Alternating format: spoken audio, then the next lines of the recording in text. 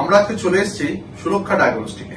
সেখানে আমরা পেয়েছি consultant dental surgeon doctor Amitabh মন্ডলকে।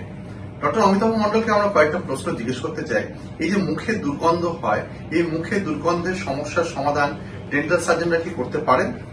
অবশ্যই। এবং আমাদের যাদের মুখে দুর্গন্ধ হচ্ছে তাদেরকে আমি বলবো যে খুব ইমিডিয়েটলি একজন দন্ত চিকিৎসকের পরামর্শ নেওয়াটা খুব দরকার। মানে আপনি বলতে চাইছেন যে স্কেলিং যে পদ্ধতিটা আপনারা করেন, সেই স্কেলিং করলে মুখের দুর্গন্ধ দূরীভূত হতে পারে। তো এই যে স্কেলিং করেন আপনারা, এই স্কেলিং কি দাঁতের স্বাস্থ্যের পক্ষে ক্ষতিকর? অবশ্যই। আমরা যতদূর জানি যে দাঁতের স্বাস্থ্যের পক্ষে স্কেলিং ক্ষতিকর নয়, তো আপনার বক্তব্য কি ক্ষতিকর না ক্ষতিকর নয়?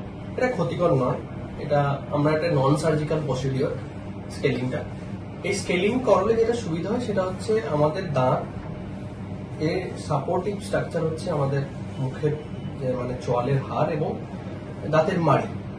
এই স্কেলিং করালে বা ওরাল প্রোফাইল্যাক্সিস করালে আমাদের দাঁতের মাড়ি এবং চোয়ালের হাড় খুব সুস্থ থাকে। মানে আপনি বলতে চাইছেন যে স্কেলিং একদম ক্ষতিকর না, স্কেলিং করলে দাঁতের চারপাশের মাড়ি ও হাড়ের স্বাস্থ্যের উন্নতি ঘটে। স্কেলিং এর সাথে সাথে আমরা আরেকটা শব্দ শুনি, পলিশিং। এই স্কেলিং এর সাথে পলিশিং করা কি বাধ্যতামূলক? অবশ্যই বাধ্যতামূলক। কেননা স্কেলিং করালে বা আমাদের যদি স্টেইন বা ক্যালকুলাস থাকে, এই ক্যালকুলাস গুলো থাকলে আমাদের মাইক্রো রাপচার বা মাইক্রো অ্যাব্রেশন তৈরি হয় দাঁতের মধ্যে। মানে আপনি বলতে চাইছেন স্কেলিং করলে যে সারফেসটা রাফ হয়ে যাচ্ছে, সেটা পলিশ করলে মসৃণ সারফেসে দাগ পড়ার সম্ভাবনা কম, ইরেগুলার সারফেসে দাগ পড়ার সম্ভাবনা বেশি। সাথে সাথে যেটা জানতে হবে, ব্যাকটেরিয়ার অ্যাকুমুলেশনটা অনেক কম। আমরা সবকিছুই মুখ দিয়ে খাই, তো এর ফলে ডেইলি যে ব্যাকটেরিয়ার আমাদের মানে মুখের মধ্যে ব্যাকটেরিয়ার সংখ্যাটা অনেক বেশি। এই মসৃণ সারফেস হলে ব্যাকটেরিয়ার অ্যাকুমুলেশনটা অনেক কম। মানে আপনি বলতে চাইছেন স্কেলিং এর সাথে পলিশিং করা বাধ্যতামূলক। আরেকটা শব্দ আমরা ডাক্তারবাবু ভীষণ শুনি, টুথ হোয়াইটনিং। এই টুথ হোয়াইটনিং কি ভীষণ ক্ষতিকর না টুথ হোয়াইটনিং করা যেতে পারে? রিসেন্টলি আমি দেখছি কিছু পেশেন্টের ক্ষেত্রে কিছু একটা দাঁত তার এরকম স্টেইন পড়ে আছে এবং ইট ইজ আমাদের ইয়েলোইশ হয়ে গেছে, একদম হলদে হয়ে গেছে বা কালো হয়ে গেছে। বা অনেক পেশেন্ট আমি দেখি যাদের জন্মগত ভাবেই এইরকম দাঁতের মধ্যে দাগ পড়ে আছে। তাদের ক্ষেত্রে এই ব্লিচিং বা টুথ হোয়াইটেনিং আমরা যেটা বলি, সেটা করাটা খুব ইম্পর্টেন্ট।